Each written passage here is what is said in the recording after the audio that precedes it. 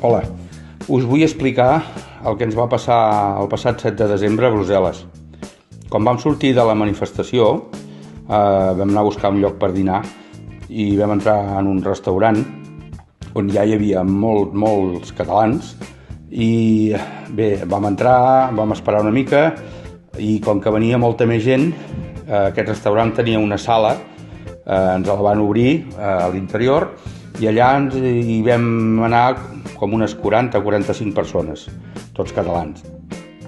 La noia, la camarera que ens va atendre, que parlava acceptablement el castellà i alguna cosa de català, ens va demanar que tinguéssim paciència, lògicament, perquè hi havia molta gent, estaven molt sobrepassats, i ens van dir que de seguida que poguessin ens atendrien.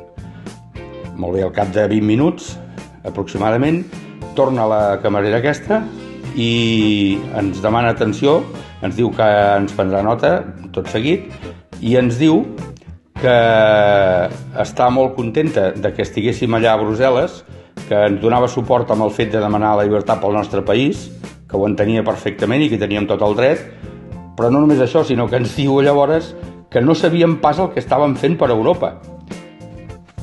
Diu, és que el que esteu fent és que fins ara a Europa han manat les nacions i qui les representen del seu govern, però mai s'ha tingut en compte el poble. Diu, i vosaltres això avui ho heu començat a canviar. Diu, i és extraordinari. I dit això, es posa a aplaudir-nos. Clar, vam quedar tots bocabadats.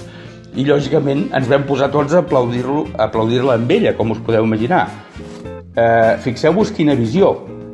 I fixeu-vos el que hem començat a fer. És molt important. Hem començat a canviar de l'Europa de les nacions a l'Europa de les persones. I això, si aquesta noia, que és una camarera d'un bar de Brussel·les o d'un restaurant de Brussel·les, ho va veure, segur que ho ha vist molta més gent. Per tant, ànims i endavant.